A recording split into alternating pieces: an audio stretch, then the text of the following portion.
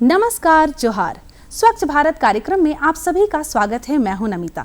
स्वच्छता को अपनाना है, जीवन में आगे बढ़ते जाना है। साफ सफाई को अपनाकर हम नया इतिहास रचेंगे।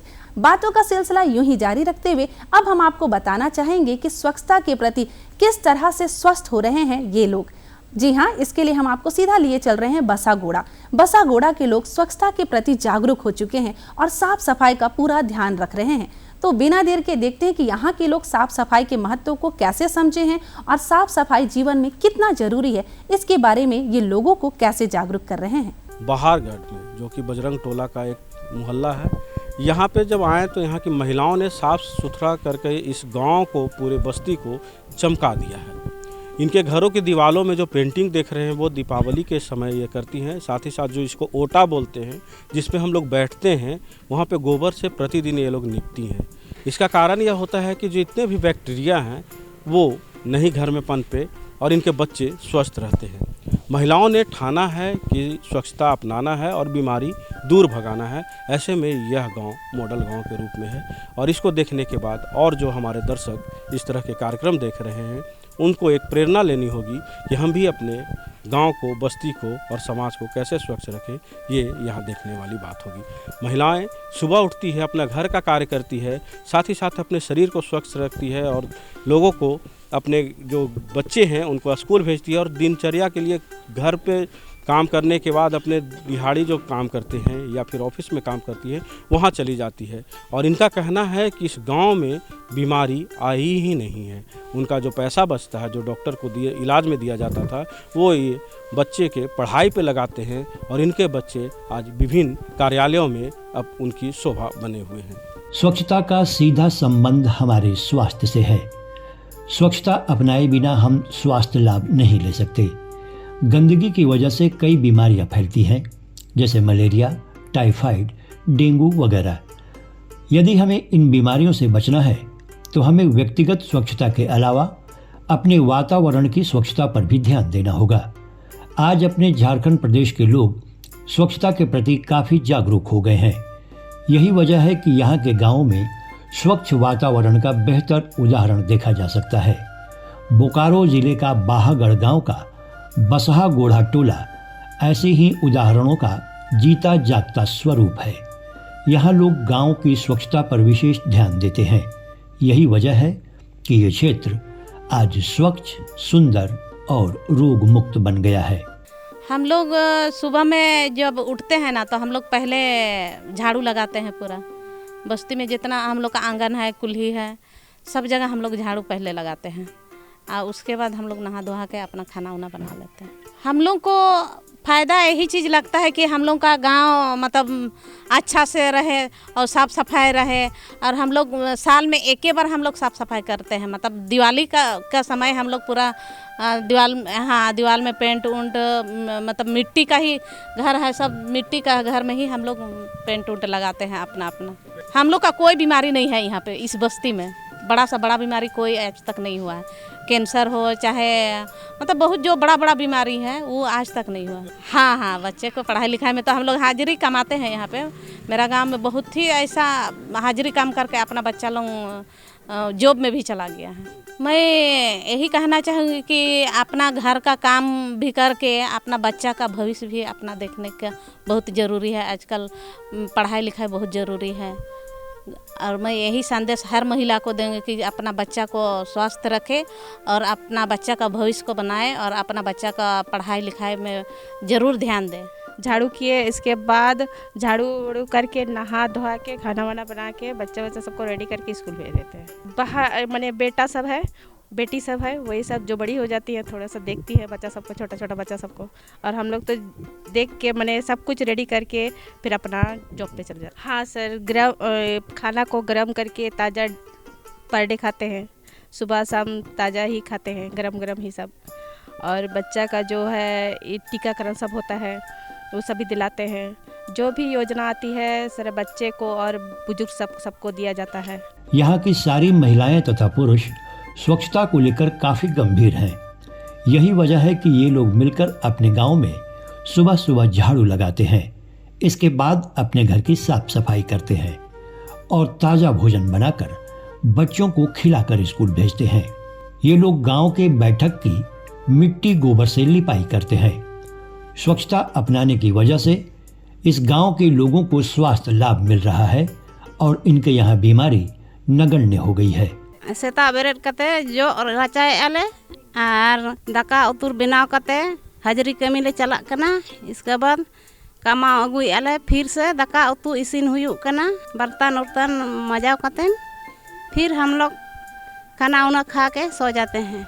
हाँ, बच्चा का भी साफ सफाई हो जाता है सब। इसका यही काम है कि सुबह उठते ही यहाँ की सारी महिलाएं सबसे पहले झाड़ू लगाती हैं। झाड़ू लगाने के बाद जितना काम होता है घर का, साफ सफाई होता है, बर्तन मांजते हैं, खाना बनाते हैं। जितना बच्चे सबको स्कूल जाना होता है सबको रेडी करते हैं, स्कूल पहुंचाते हैं। जो महिला घर में रहती है वो तो जाके बच्चे को छोड़ देती है, आती है, और फिर जो महिलाएं अपने काम पे जाती है वो तो जाती है।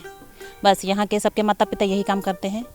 जो सर्विस करते हैं वो तो जाते हैं, और जो मजदूरी करते हैं वो मजदूरी के लिए जाते हैं। सर, इसका यही फ़ायदा है कि हम लोगों का यहाँ बागड़ में ऐसे लगभग पहले तो सारी मिट्टी घर ही थी, तो ज़्यादातर अभी मिट्टी मिलती नहीं है। इस वजह से अभी बहुत कोई सीमेंट किया। तो मिट्टी घर में यही फ़ायदा है कि हम लोग साफ़ सफाई करते हैं, मिट्टी करते हैं, उससे दीवार भी सही रहता है। अगर ऐसे ही छोड़ देंगे तो दीवार ख़राब हो सकती है। साल में हम लोग मिट्टी से हम लोग इसका लिपाई पोताई करते हैं, साफ़ सफाई रखते हैं। उसके बाद हम लोग जितना बैठने का जगह है, पिंडा जो बोलते हैं, उसको हम लोग गोबर करते हैं ताकि वो हमारे ख़राब ना हो जाए और देखने में भी अच्छा लगे और साफ़ सुथरा दिखे। साफ़ सुथरा ही है, और जितना आप देख सकते हैं जितना गांव में है, बस्ती है, लगभग साफ़ ही है। और दिवाली के बाद में तो और सफाई दिखेगी। अभी तो बारिश की वजह से इतना साफ़ सफाई नहीं कर पाए हैं हम लोग। बदलाव तो बहुत कुछ हुआ है पहले से। पहले मिट्टी का रोड था और अब हो गया पीच वाला रोड हो गया। तो अभी तो कुछ अभी बदला है। पहले बिल्डिंग नहीं था, सब कपड़ा घर ही था। साफ सफाई तो पहले से भी इसी तरह करते हुए आते थे, शुरू से ही साफ सफाई इसी तरह होता था। 30 वर्षों में बदलाव तो बहुत कुछ आया है, ऐसा बात नहीं। जैसे नहीं, चापाकल तो था ही, चापाकल शुरू से ही था। अभी जैसे घर घर सरकार थ्रू से अभी पानी की व्यवस्था किया गया है, और अपना अपना जितना ग्रुप बना के डिप बोरिंग भी कराया है। अभी से चला घर घर भी हो गया है, और प्लस आपका पंचायत के आसपास में है। पेंटिंग हम लोग का हर त्यौहार में, जैसे सोहराय हो गया, भाव पर्व हो गया, इस सब में हम लोग नया नया पेंटिंग करते जाते हैं। ये गांव आज स्वच्छ और खूबसूरत दिखाई देता है, परंतु ये शुरू से ऐसा नहीं था। पहले यहाँ भी चारों ओर गंदगी फैली रहती थी, लोग खुले में शौच जाते थे। जब से यहाँ यूनिसेफ ने कदम रखा और यहाँ के लोगों को स्वच्छता के प्रति जागरूक किया, तब से इस गांव की तस्वीर ही बदल गई है। आज यूनिसेफ और सरकार की मदद से ये गांव स्वच्छ और स्वस्थ बन गया है। महिलाएं पहले तो हमारी यहाँ जलसहिया दीदी काम करती हैं, तो हम लोगों को अगर कोई भी अपना मैसेज पहुंचाना होता है तो हम लोग जलसहिया दीदी के माध्यम से ही पहुंचवाते हैं। उसके बाद फिर जलसहिया दीदी जो हमें इन्फॉर्मेशन देती हैं, उस हिसाब से हमारी टीम आती है यहाँ डिपार्टमेंट के साथ, और फिर देखते हैं कि यहाँ पे क्या चीज़ कमी है, क्या कमी नहीं है, कुछ मैसेज पहुंचाना है, तो उस हिसाब से फिर हम प्लानिंग करते हैं और उस पर काम करते हैं। महिलाओं को यूनिसेफ ऐसे तो बहुत चीज़ों पे मोटिवेट करता है। अगर आप और हम यहाँ पे बात करेंगे स्वच्छता और पेयजल पे, तो पहले तो इस गांव में, जहाँ मेरे जानकारी में है ये बात, कि पहले हैंडपम्प्स थे, और ऐसा नहीं है कि हैंडपम्प हर घर में था। तो महिलाओं को कुछ दूर जाना पड़ता था, बच्चियाँ भी जाती थी कुछ दूर पानी भरने के लिए, जिससे उनका समय ज़्यादा पानी भरने में ही चला जाता था।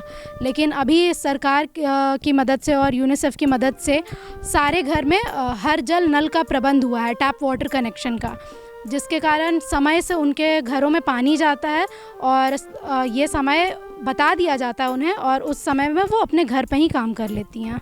60% का रिडक्शन हुआ है बीमारी में। पहले पोस्ट मानसून कुछ बीमारियों की समस्या आती थी, डायरिया हो गया, ये सब का जनरल, वो बहुत ही हद तक रिड्यूस हुआ है।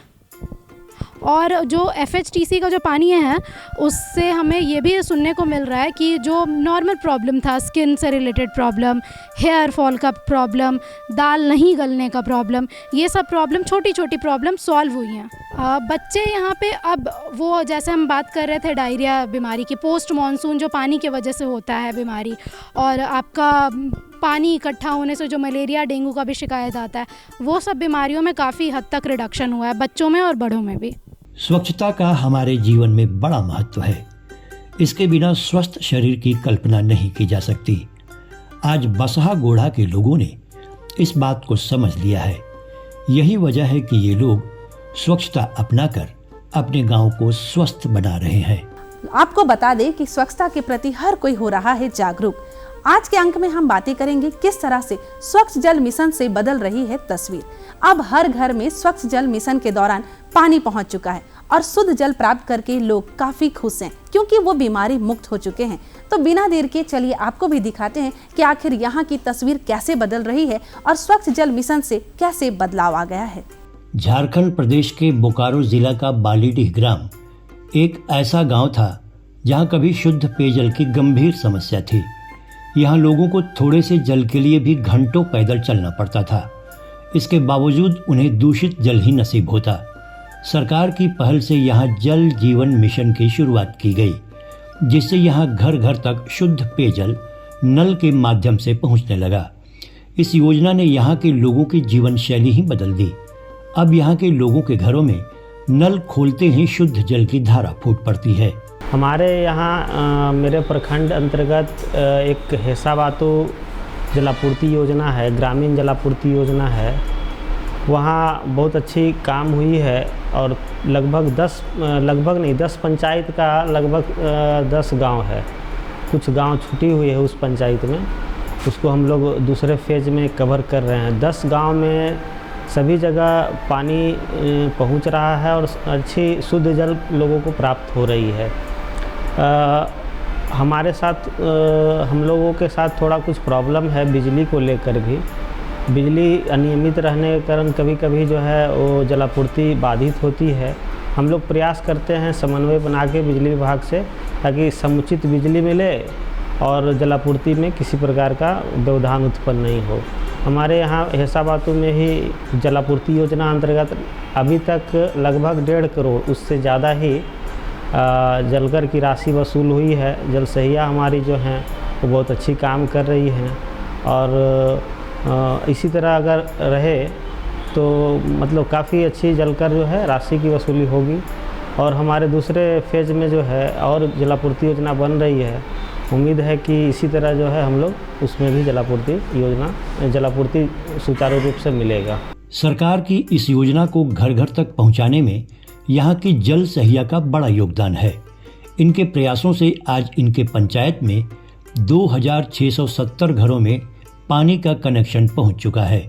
ये बताती हैं कि शुरुआत में इन्हें लोगों को समझाने में परेशानी हुई, फिर जैसे जैसे ग्रामीणों में जागरूकता आई, ये लोग नल का कनेक्शन लेने के लिए तैयार हो गए। स्टार्टिंग जब हम लोग किए थे तब हम लोग के साथ बहुत ही ज़्यादा दिक्कत होता, बहुत गालियाँ सुनने को मिला कि नहीं ये जलसैया मुखिया ये लोग पैसा खा रही है। जैसे आया काम जब पाइपलाइन का बिछा, उस समय तो कोई बोलता था कि नहीं मेरा दरवाज़ा के सामने मत कोड़िए, गड्ढा कीजिए, तो मेरा यहाँ तोड़ दिए वहाँ तोड़ दिए।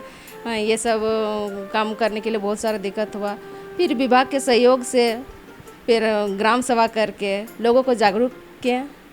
उसके बाद फिर जब कनेक्शन करवाने का जब समय आया तो उसमें 310 का जो रसीद कटता है, वो रसीद काटने के समय उस समय था 2020 में दुर्गा पूजा का समय, तो यही समय था। और सितंबर और अक्टूबर के बीच में हम लोग को रसीद काटने को मिल गया कि जाइए मैडम अपने अपने गांव में आप लोग रसीद काटिए, क्योंकि पाइपलाइन का कार्य पूरा हो चुका है, अब कनेक्शन का कार्य होगा।